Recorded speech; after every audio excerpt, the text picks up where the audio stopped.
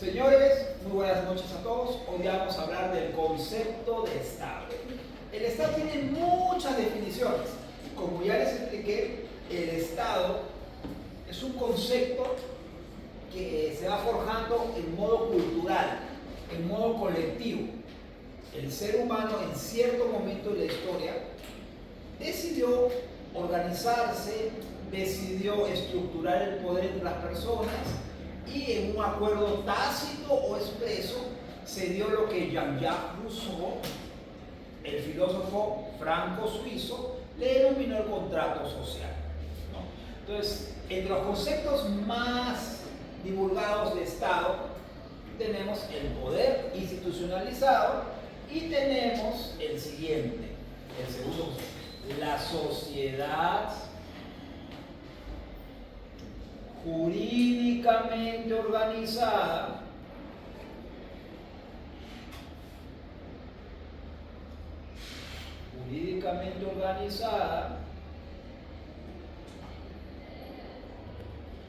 sujeta a un poder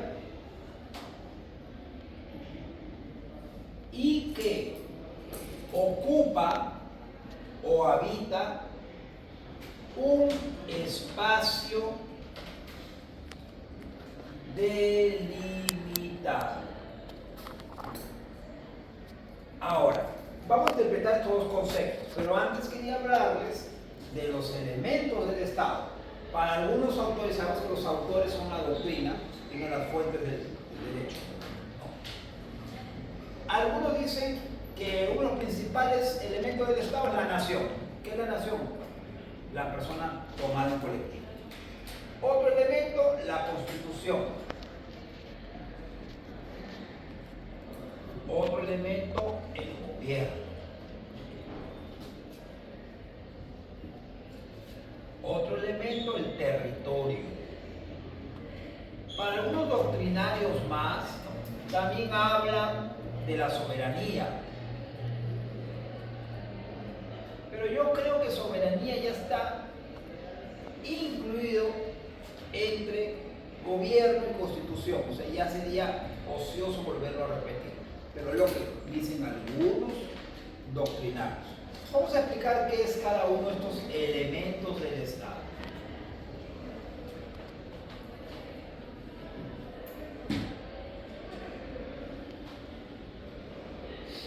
La nación. ¿Qué es la nación? Es aquel grupo humano interpretado en modo colectivo que tiene vínculos en común. Por ejemplo, comparten el mismo idioma o lenguaje, el mismo credo religioso, las mismas costumbres, nacieron en un mismo territorio, interpretan el mundo en un modo similar y siguen ciertos usos y tradiciones heredados en modo ancestral, de generación en generación. Entonces, todos esos elementos en común a este grupo humano le confiere el llamado sentido de pertenencia. La nación, entonces, en resumen, ¿qué es la nación? El ser humano en colectivo con un sentido de pertenencia, porque comparten elementos en común, como la misma etnia, idioma, credo religioso, costumbres y cosmovisión. ¿Qué es el elemento constitución? La constitución es la norma madre, la norma originaria, la norma que formaliza o que institucionaliza o le da una estructura jurídica al Estado. Esa es la Constitución, ¿ya? Pero la Constitución es justamente la que va limitando y va regulando el poder que se da entre las personas. Es la norma que necesita el Estado para poder seguir desarrollándose, respetándose los unos a los otros. Luego tenemos el elemento gobierno. El elemento gobierno es la cara visible del Estado. Es aquel elemento burocrático, administrativo. Es aquel momento en que el ciudadano, el gobernado, dice, aquí está el Estado. ¿Y quién lo representa al gobierno? Los tres poderes del Estado. organismos constitucionalmente autónomos y los gobernantes y funcionarios del Estado que en ese momento estén en esos cargos ocupando. Eso es el gobierno. Luego tenemos el territorio. El territorio es aquel espacio geográfico delimitado por tratados de demarcación territorial a nivel internacional y a nivel interno también, el que delimita la línea de frontera con los otros estados soberanos limítrofes, delimita la línea de frontera también interna entre regiones o antiguamente llamados departamentos en el Perú, entre provincias, entre distritos. ¿Ya? Eso es el territorio. Ahora, por ficción jurídica, ya sabemos que es una ficción jurídica, ¿no? Ya sabemos aquella interpretación de la cual deriva una verdad jurídica, que es un consenso a nivel universal, tiene validez y tiene efectos en el mundo del derecho. Eso es una ficción jurídica, de la cual nace una verdad jurídica con sustento en una presunción. La verdad jurídica no que deriva de una ficción jurídica no necesariamente coincide con la verdad material o sustancial. Típico ejemplo, el espacio que ocupan las embajadas y consulados y demás misiones diplomáticas en territorio nacional. Entonces, el territorio ya sabemos que es aquel espacio geográfico que comprende el suelo, subsuelo, espacio aéreo proyectado sobre el suelo, espacio marítimo proyectado sobre el territorio y todos los espejos de agua dentro de determinado territorio, delimitado internacionalmente por sendos tratados internacionales de acuerdos de amistad, paz y límites que tenemos con Brasil, con Ecuador, con Colombia, con Chile y con Bolivia. Es un territorio, como ya les dije, por extensión también se aplica a nuestras misiones diplomáticas extranjeras, o sea, los consulados del Perú en el extranjero y las embajadas del Perú en el extranjero. Los automóviles, naves y aeronaves también con bandera peruana también se aplican, siempre que sean del gobierno peruano. Es el territorio. Y bueno, ahora veamos el concepto corto, el poder institucionalizado. Poder es aquella facultad que tienen los seres humanos para poder influir sobre otro ser humano y viceversa, porque el poder es el elemento más destacable en la politología. Por eso dicen que la politología o ciencia política es aquella rama del saber humano que estudia y analiza el origen, el desarrollo y la extinción de las relaciones de poder entre los seres humanos, bien en modo individual, bien en modo colectivo. Entonces, el poder no puede desbordarse y ocasionar que un grupo humano abuse de otro. Entonces, el poder debe institucionalizarse, debe limitarse, debe regularse. ¿Ya? ¿Cómo se regula? A través de la Constitución. Y esa Constitución también da nacimiento a unos organismos de gobierno, que son los que van a tener la comunicación directa con los gobernados. Acuérdense que el Estado moderno nace de un contrato social entre gobernante y gobernado. Y obviamente ellos habitan un espacio dado. Ahora vamos a analizar el concepto largo, extenso de Estado. La sociedad. Vamos a comparar la sociedad con algunos de estos cuatro elementos. ¿Cuáles son estos cuatro elementos en la sociedad? El quinto de sociedad no lo coloco ahora. ¿La sociedad cuál es? ¿Cuál coincide? Fuerte. La sociedad le da sustento a la nación. Es la nación. Cuando digo jurídicamente organizada, ¿a qué me refiero? Constitución. A la Constitución, muy bien.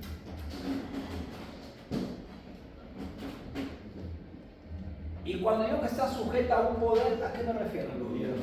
Al gobierno. Y cuando digo que ocupa un espacio dado, ¿a qué me estoy refiriendo? Perfecto. Espacio aéreo, espacio marítimo y espacio terrestre, suelo, subsuelo. Y por extensión, jurídica de todas las embajadas. ¿Correcto? ¿Ya? Ahora vamos a explicarles la clásica estructura de una constitución en el mundo occidental actual. Tiene dos grandes apartados. El primer apartado, vamos a poner de ejemplo la Constitución Política del Estado peruano vigente del año 1993 en el Perú. dos grandes apartados. Uno que es la Carta de Derechos Humanos y el otro, la organización o estructura del Estado. Son los dos grandes apartados de toda constitución en el mundo occidental. Porque en el mundo no occidental, el mundo islámico, el mundo judaico, nipón, son estados soberanos que tienen una marcada influencia teocrática.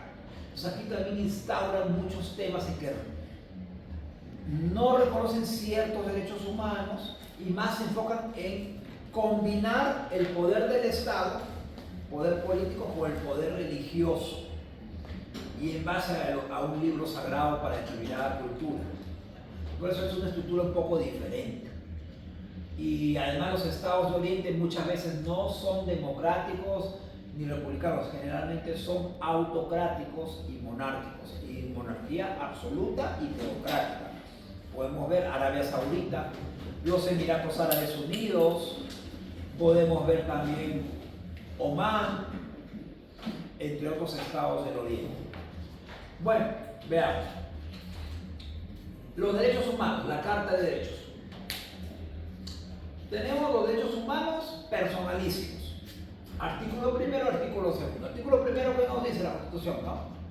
Es prioridad del Estado, de la sociedad y del Estado. Bien lo dice, es prioridad o deber principal, primordial de la sociedad y el Estado. ¿Y qué es la sociedad? Es el ser humano colectivo, nosotros. ¿Ya? Que defender el desarrollo de la persona, de sus derechos. Ese es el artículo primero. Primero dice sociedad y después Estado, miren, de modo subsidiario. Y el artículo segundo, ¿qué es? El artículo segundo es realmente una lista de todos los derechos humanos reconocidos personalísimos. Derecho a la vida, a la salud, a la dignidad, al nombre, derecho a la libertad en todas sus expresiones, libertad ideológica, libertad política, libertad de desplazamiento o de libre tránsito, libertad de expresión, libertad religiosa, entre otras libertad, derecho a ser comunicado es la contraparte, el derecho a ser comunicado, a no ser incomunicado, ¿no? También tenemos aquí el derecho a la privacidad, el derecho a mi intimidad, el artículo segundo. Y luego al final del artículo segundo hay una lista de todos los principios del debido proceso. El debido proceso, due process of law, el debido proceso, nos indica, por ejemplo, el derecho a guardar silencio en lo que me pueda comprometer, derecho a guardar silencio. Derecho al abogado natural, si no tienes dinero como abogado, el Estado tiene el deber de contratarte un abogado de oficio, gratuito. El derecho a la doble instancia. Si no estoy de acuerdo con una primera sentencia, voy y acudo al juez de segunda instancia o a la sala. El derecho a no ser juzgado por el mismo delito o la misma infracción o falta dos veces. Entonces, estos son lo que deriva el derecho también al cumplimiento de los plazos. El derecho a que la acción penal sobre mí en algún momento vaya a prescribir, que se extinga por el paso del tiempo. Entonces, son muchos derechos también. Se presume inocente. ¿Ya? Luego tenemos los derechos personalísimos, los derechos económicos. Artículo 66 de la Constitución. Los derechos económicos es la libre empresa, la libre contratación, ¿ya? Y muy importante, artículo 66, ¿no? Nos habla de la economía social de mercado. Economía social de mercado. ¿Qué es la economía social de mercado? Es aquella postura económica y con base en la política que le da primera prioridad a los derechos humanos de las personas, pues se dice social. Y en segundo lugar, se dedica al desarrollo empresarial, desarrollo económico. Por eso se llama economía social de mercado. Luego tenemos del artículo 22 al 29 los derechos humanos de tipo social y laboral. Son todos aquellos derechos a la jornada de las 8 horas y la jornada semanal máxima de 48, derecho al descanso, derecho al pago de horas extras, derecho a la huelga, derecho a la negociación colectiva, derecho a la libre afiliación y desafiliación a un sindicato, el derecho a la seguridad social, entre otros. ¿Ya? Luego tenemos los derechos políticos, derechos humanos políticos, del artículo 30 en adelante. El derecho a elegir y a ser elegido, derecho de insurgencia ante un gobierno abusador, usurpador, derecho a expresar su opinión política, y que eso se deriva del artículo 2, a la libre expresión y la libre ideología. Son los derechos políticos. Artículo 3, ya vienen los derechos humanos por interpretación o extensión. ¿A qué se refiere? Hay una cláusula en la Constitución que dice cualquier otro derecho humano que no esté expresamente contenido en este texto jurídico, si se deriva de la persona humana y de su altísima dignidad, se entenderá que también es un derecho humano por interpretación y por extensión semántica. Extensión es ampliar y semántico que ampliar el significado. Ahora, los derechos humanos derivados, acá vienen ya otros derechos, ¿no? Por ejemplo, el derecho, algunos hablan, ¿no? El derecho a la libre identidad sexual, dicen algunos. Otros dicen el derecho de las mascotas a no ser maltratadas, derechos a cuidado del medio ambiente, derecho a la identidad, etcétera, etcétera. Ya son derechos ya que lo llaman de cuarta y quinta generación, ya, y esto ya se somete a la decisión, pues a la interpretación de la jurisprudencia, interpretación jurisprudencial del Tribunal Constitucional o de la Corte Suprema de la República. ¿Ya? Lo mismo también con los derechos de interpretación del artículo 3. Y pues estos derechos están contenidos en todo el texto constitucional. ¿Ya? Entonces este es el primer apartado, la Carta de Derechos Humanos, en sus diferentes extensiones. Ahora, la segunda parte importantísima de la Constitución, esto es importantísimo, porque es la que da la estructura del Estado.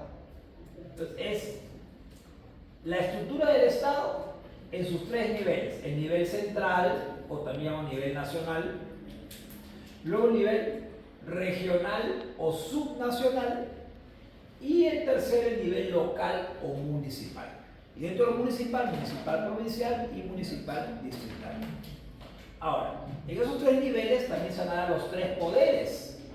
Los tres poderes se van a verificar a nivel central, a nivel regional y a nivel municipal, así se van a ver. Entonces tenemos primero el Poder Ejecutivo. ¿Quién lo representa? El Presidente de la República, primer vicepresidente, segundo vicepresidente, presidencia del Consejo de Ministros, los ministros, luego vienen los viceministros, luego los viceministros tenemos los directores generales sectoriales, porque cada sector es un ministerio. ¿Ya? Luego está el Poder Legislativo. ¿Cuál es su órgano físico visible? El Poder Legislativo tiene al Congreso de la República, con toda su estructura. Y luego viene el Poder Judicial, con la Corte Suprema de la República, las Cortes Superiores de Justicia y los juzgados. ¿Y qué más se le agrega a la estructura del Estado? Se le agregan los organismos constitucionalmente autónomos. O las autónomas, disculpen. Entre ellos tenemos la Superintendencia de Bancos y Seguros, la Defensoría del Pueblo, la Contraloría General de la República, el Banco Central de Reserva del Perú,